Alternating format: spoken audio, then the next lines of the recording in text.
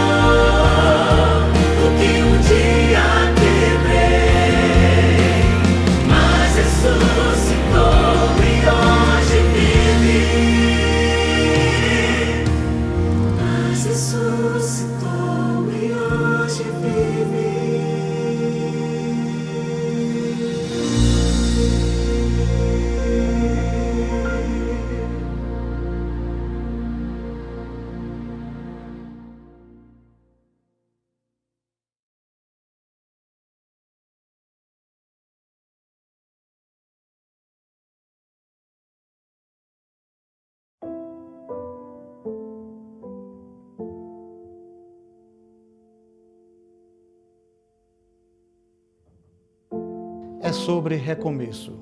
É sobre ter a certeza de que eu não fui tão longe que Deus não pudesse me alcançar. É sobre transformação. É sobre relembrar. É sobre uma nova oportunidade.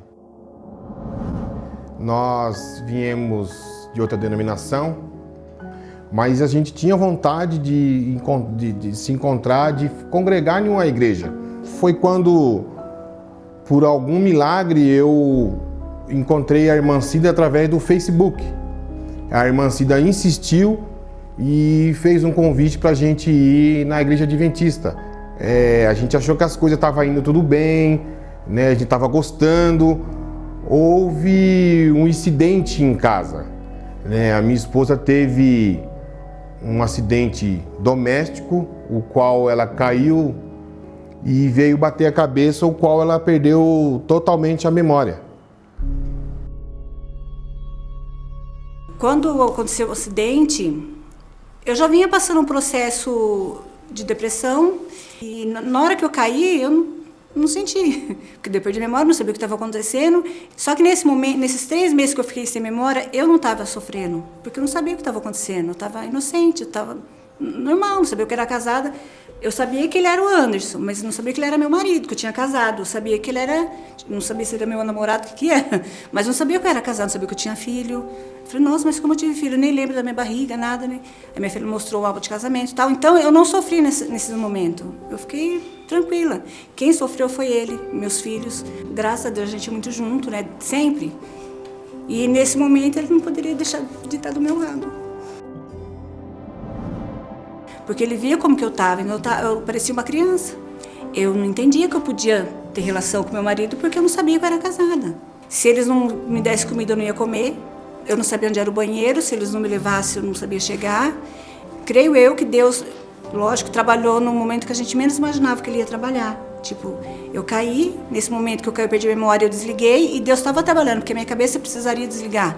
Como eu já não estava vindo bem, eu tive esse tombo aí, minha cabeça desligou e eu não estava em sofrimento. Não estava depressiva, porque eu não sabia o que estava acontecendo, então eu parecia uma criança. Então esse tempo foi bom até para mim, porque daí quando eu voltei, tipo, ligou e eu voltei bem, fiquei bem. Quando ela perdeu essa memória, a gente já estava no final do estudo. Eu avisei de imediato assim, a irmã Cida, avisei o pastor Elton também, e eu mantinha contato com a irmã Cida, né, conversando com ela aos poucos. Como a gente não podia sair muito, a gente ficou sem ir para a igreja. A gente ficou sem ir para a igreja porque eu perguntava para ela se ela queria ir, ela não sabia, ela não tinha lembrança. Então, para ela voltar para a igreja seria novamente começar do zero, né? E a gente, às vezes eu colocava na TV Novo Tempo para ver se ela lembrava alguma coisa. Aos poucos ela ia lembrando, mostrava a foto do pastor, né? Eu entrei em contato com a irmã Cida e falei: irmã Cida, a gente vai voltar para a igreja agora firme e forte, a Sandra acho que já está melhor. As coisas que têm acontecido na nossa vida, após ter acontecido tudo isso na nossa vida, como eu te falei, em nenhum momento a gente atribuiu a Deus. Para você que está me assistindo e você que está vendo esse breve testemunho que nós demos para vocês aqui, você que sentiu algo de Deus nesse momento, você que até mesmo se identificou com esse nosso testemunho, eu quero dizer para vocês que em nenhum momento Deus nos abandonou. E eu queria fazer um convite para você que está desanimado, você que parou até mesmo de congregar em alguma igreja, procure uma igreja mais próxima de você, procure entregar sua vida novamente a Deus, que eu tenho certeza que assim como Ele fez com nossas vidas, Ele vai fazer com você também.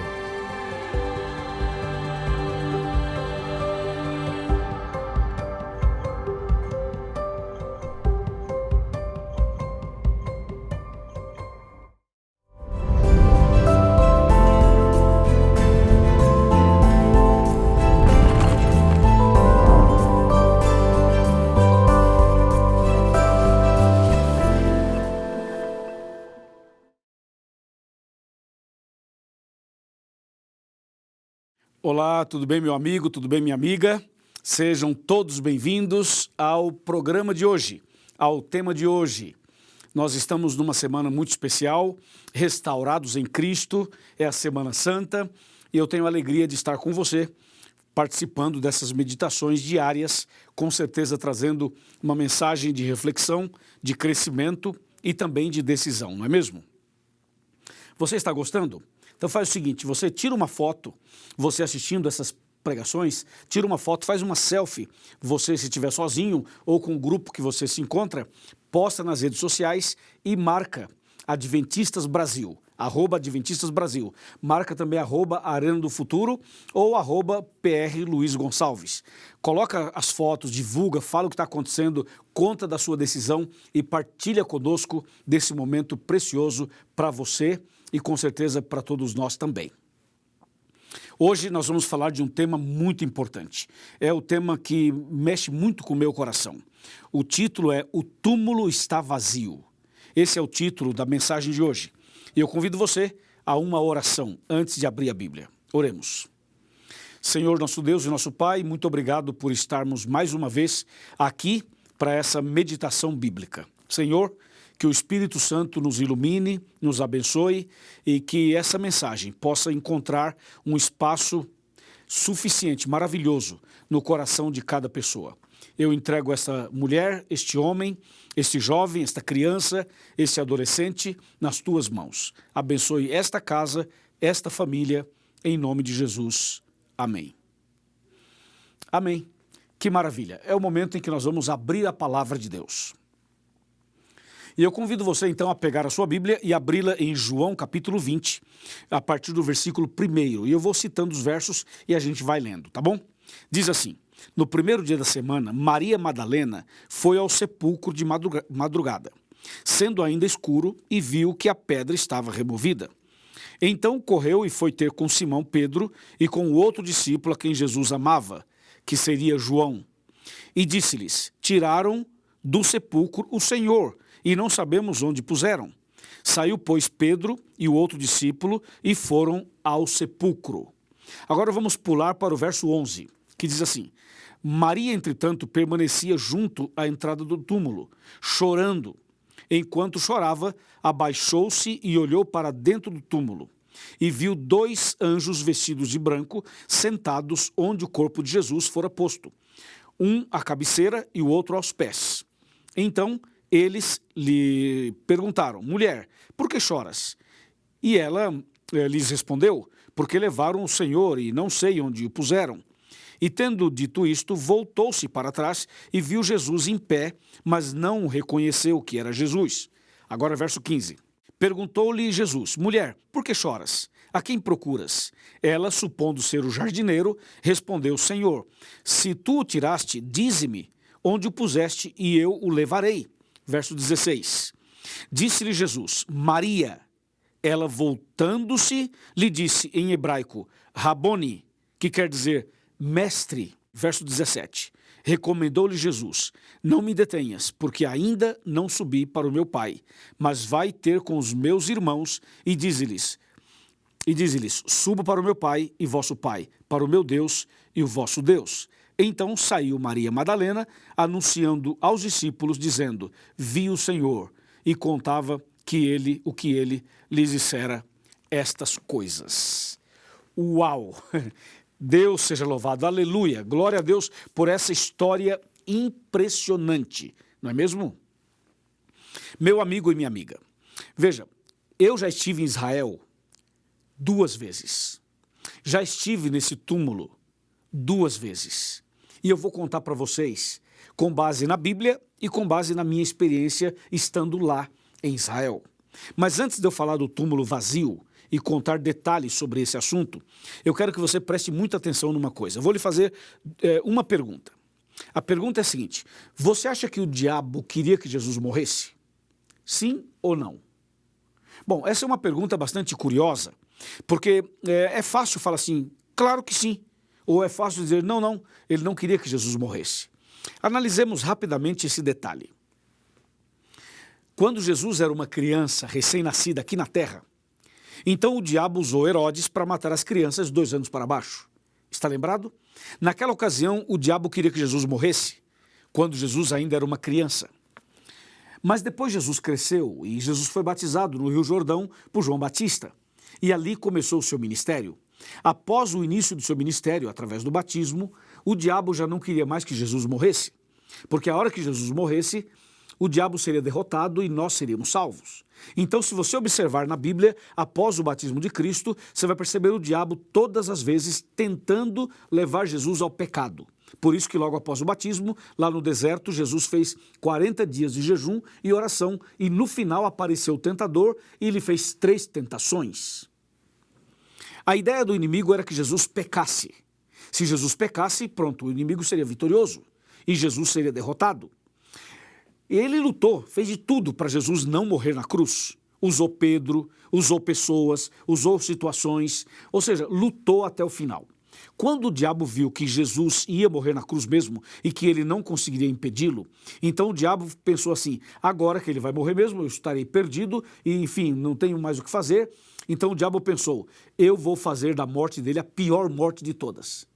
E por isso que Jesus sofreu terrivelmente antes de ser crucificado. E mesmo crucificado, ele foi morrendo aos poucos e o seu sangue foi caindo gota a gota enquanto ele estava pendurado entre o céu e a terra naquela tarde de sexta-feira no Monte do Calvário. O que o diabo esqueceu é que quanto mais Jesus sofria, quanto mais ele apanhava, quanto mais ele sangrava, quanto mais o inimigo tentava humilhar Jesus, mais perfeito era o seu sacrifício e mais fielmente se cumpria as profecias do Antigo Testamento, sobretudo Isaías 53. Lembra? Entendeu? Então, o sacrifício de Cristo, apesar de todo o sofrimento, tudo que ele passou, foi exatamente como tinha que ser, como estava profetizado, para salvar você e eu. Quando Jesus morreu na cruz e o diabo foi derrotado, e ele viu que não tinha mais o que fazer, estava perdido, então o diabo tentou de alguma maneira impedir a ressurreição de Cristo. Que ilusão! Como impedir a ressurreição de Jesus? Isso é impossível. Mas quando Jesus foi sepultado naquela tumba na rocha, então foi colocado ali uma baita de uma pedra com o selo romano do império que dominava. E na porta do túmulo com a pedra, colocaram soldados, vários soldados romanos fortemente armados, para que ninguém roubasse o corpo de Jesus e para que ele não saísse dali. Veja que visão mesquinha, que visão muito, muito fraca, porque quem são os soldados? O que é uma pedra? Quem são as pessoas para impedir a ressurreição de Jesus? Claro, eles não puderam fazê-lo, não é mesmo? Ao terceiro dia, então Deus chama Jesus e Jesus ressuscita, ele sai daquela tumba, e quando Jesus é chamado pelo Pai e ressuscita, a pedra com o selo romano foi arremessada para bem longe e os soldados desmaiaram, impactados com aquela cena da ressurreição. Você pode imaginar uma ressurreição, no caso a de Jesus? Que impacto, que impressionante foi! A pedra foi arremessada longe, os soldados caíram desmaiados, Jesus saiu da sepultura, Jesus ressuscitou, aleluia, Deus é grande, Jesus é vencedor como sempre. E então, depois que Jesus ressuscita, o diabo estava totalmente perdido e eu e você estávamos agora salvos em Jesus. Jesus nos salvou quando morreu e quando ressuscitou. Não é verdade? Agora veja, depois que Jesus saiu da sepultura, então foram até lá Pedro, João e Maria Madalena. Então, Pedro e João chegaram, olharam, viram o túmulo vazio, um olhou, o outro observou, o outro olhou lá dentro, enfim, mas a Maria Madalena chegou, ficou por ali, os dois saíram, ela ficou sozinha, ela não queria sair dali sem saber detalhes. A Maria permaneceu ali, a Maria Madalena. Ela que tinha sido perdoada, resgatada, abençoada por Jesus, ela que tinha essa gratidão no coração, os outros também tinham, mas Maria teve uma história bem diferente e ali ela permaneceu para ver, para saber detalhes. De repente ela olha e vê 2 anjos lá dentro. E os anjos dizem assim, ele não está aqui, ele ressuscitou. Daqui a pouco ela olha e vê uma outra pessoa e ela pensava que era o jardineiro, mas não era, era Jesus. E Jesus fala, mulher, você está procurando quem? Mas mulher não é nome de ninguém. Então ele falou assim, mulher, a Maria falou assim, olha, eu estou procurando o meu Salvador, se você viu o que aconteceu com ele, se alguém pegou, o que aconteceu, me fala que eu vou até lá, porque eu quero cuidar do corpo dele, disse Maria. Em seguida, aquele homem que ela pensava ser o jardineiro, disse assim, Maria. E quando ele falou Maria, aí ela logo reconheceu a voz, olhou e disse, Rabone. Mestre, meu Salvador, meu querido Jesus. E ela correu para abraçar Jesus. E Jesus falou assim, não me toques porque ainda não subi ao Pai. Não me detenhas porque ainda não subi ao Pai. Que cena, que ressurreição, que história, que impressionante, não é mesmo? A ressurreição de Jesus é a garantia da nossa ressurreição. Toda pessoa que morre em Cristo vai ressuscitar no dia da volta dele. Toda pessoa que descansa o sono da morte, mas firme na fé, fiel a Jesus, pode ficar bem tranquilo, porque quem morre em Cristo está descansando e na manhã da ressurreição, Jesus vai tirar essa pessoa da sepultura e vai trazê-la de volta à vida e vai levá-la para o reino dos céus.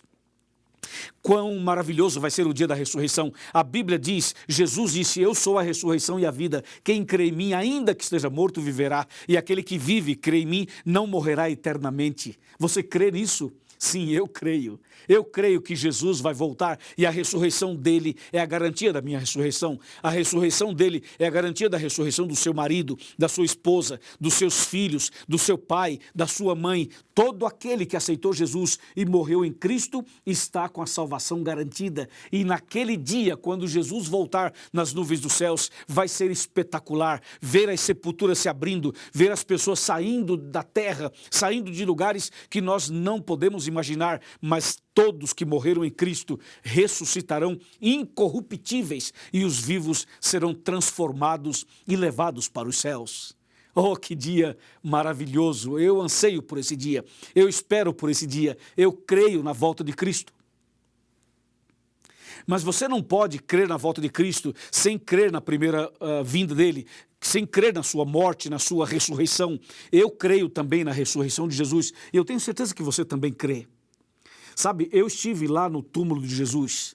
Eu visitei a Terra Santa, fui aos lugares sagrados, tudo é muito impressionante, a gente chora o tempo todo, mas quando chegou a minha vez de entrar no túmulo vazio de Jesus, esse dia foi inesquecível, esse dia está no meu coração, só de falar para você eu já fico emocionado aqui. Eu me lembro que eu estava na fila, porque sempre tem uma fila para ir lá visitar o túmulo de Jesus, e eu estava na fila e chegou minha vez de entrar. E quando chegou minha vez, eu fico assim numa rocha, né?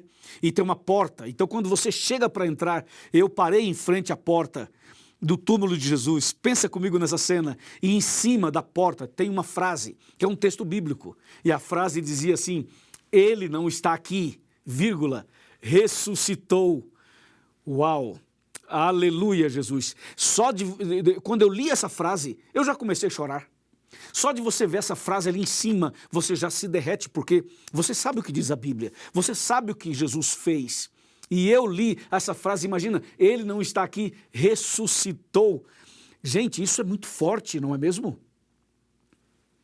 Eu entrei na sepultura já chorando e quando entrei, realmente o túmulo está vazio, que é o título da mensagem de hoje, o túmulo está vazio. Eu entrei lá, eu sou testemunha ocular de que o túmulo está vazio, de que Jesus não está ali, que Jesus ressuscitou, Jesus vive, Jesus está vivo, Jesus intercede por nós. Eu entrei chorando, sentei no chão da sepultura.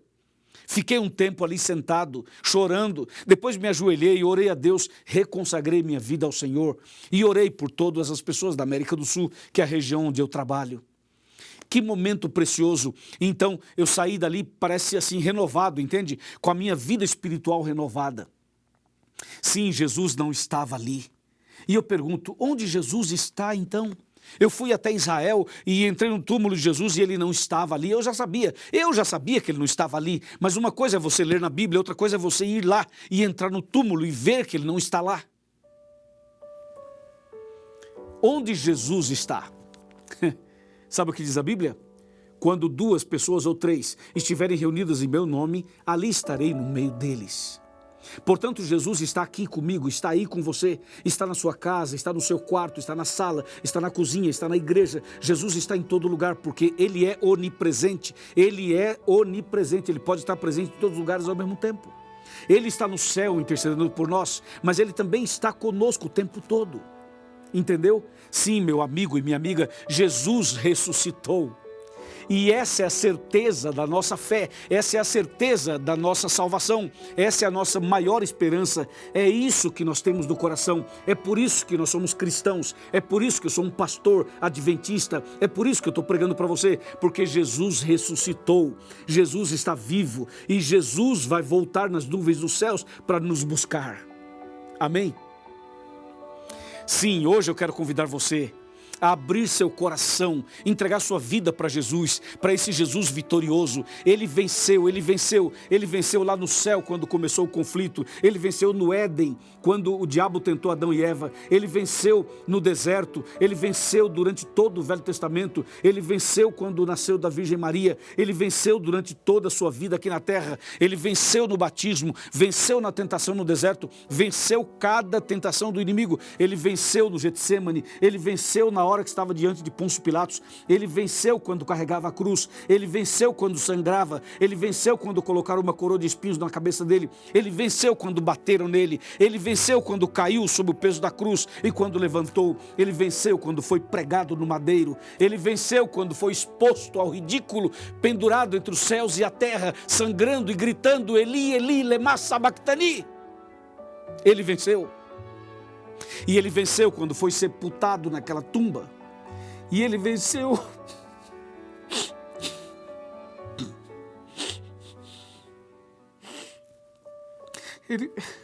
Ele venceu quando saiu daquela sepultura. Ele venceu. E a vitória dele é a sua vitória, é a minha vitória. Ele venceu quando foi sepultado. Ele venceu quando saiu da sepultura, entende?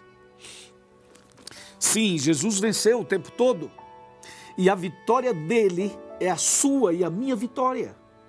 Por isso, eu estou com a Bíblia aberta para lhe mostrar que esse Jesus que venceu é o mesmo Jesus que vai voltar. É o mesmo Jesus que vai dar a vitória para você. Então, abra o seu coração, entrega a sua vida para Ele, nasça de novo, comece uma vida nova, volta para Jesus, volta para os braços do Pai, volte para a igreja, se batize, nasça outra vez, amém? Sim, meu amigo, é isso que Deus espera de você e de mim. Se você aceita, se você crê, se você quer seguir esse caminho, se você quer realmente ser um servo desse Deus, se você quer ir para o céu com Ele, se você deseja mesmo isso, então levante a sua mão e diga: pastor, eu aceito, eu quero, eu creio. Levante a sua mão e diga isso. E eu vou orar por você. E depois da oração, eu vou pedir a um pastor que cuide de você, a um irmão que está do seu lado que cuide de você, a alguém que te abrace, que te proteja, que te ajude, para que você possa se preparar para você ser batizado o mais breve possível. Estamos combinados? Que assim seja. Amém. Vamos orar. Senhor nosso Deus, obrigado por essa mensagem de que o túmulo está vazio. O Senhor ressuscitou, o Senhor está vivo e o Senhor em breve voltará. Nesse momento, eu e essa pessoa que está aqui, estamos decididos a te servir e andar nos teus caminhos. Cuida de cada um de nós e leva-nos para o céu quando o Senhor voltar. Em nome de Jesus. Amém.